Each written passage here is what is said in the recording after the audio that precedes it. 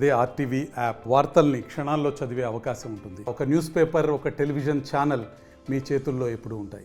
ఇవాళ ఉమ్మడి కృష్ణా జిల్లా నుంచి పార్థసారథి గారు, అంతేకాకుండా విజయవాడ పట్టణం నుంచి బావకుమార్ గారి ఆధ్వర్యంలో చాలామంది మండలాధ్యక్షులు, పంచాయతీ అధ్యక్షులు, వార్డు మెంబర్లు, బందర్ నుంచి కూడా చాలామంది వచ్చి వాళ్ళ పార్టీలో లోకేష్ గారి సమక్షంలో జాయిన్ అయ్యారు. వాళ్ళందరినీ మనస్ఫూర్తిగా ఆహ్వానిస్తున్నాం.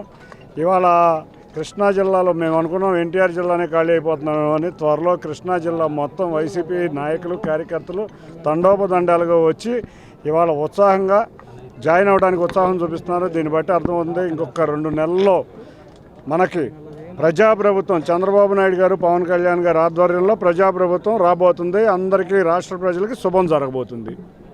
సార్, ఈ మైలవరం టికెట్కి సంబంధించి వసంత కృష్ణప్రసాద్ గారు టీడీపీ నాయకులు కలుస్తున్నారు. ఆయన పార్టీలో చేరుతున్నారా? టికెట్ కన్ఫర్మ్ అయిందా?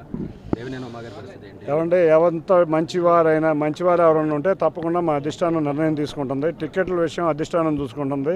తప్పకుండా మంచివారిని అయితే ఆహ్వానిస్తాం. మా నాయకుడు చంద్రబాబు నాయుడు గారు తీసుకునే డెసిషన్ అది. వారు కనుక మంచి నిర్ణయాలు తీసుకునే వ్యక్తుల్ని తప్పకుండా మా పార్టీలో తీసుకుంటాం. మరిన్ని వీడియోస్ కోసం ఛానల్ ని సబ్స్క్రైబ్ చేయండి. లేటెస్ట్ అప్డేట్స్ కోసం వాట్సాప్ ఛానల్ ని ఫాలో చేయండి. అండ్ లింక్ డిస్క్రిప్షన్ లో ఉంది.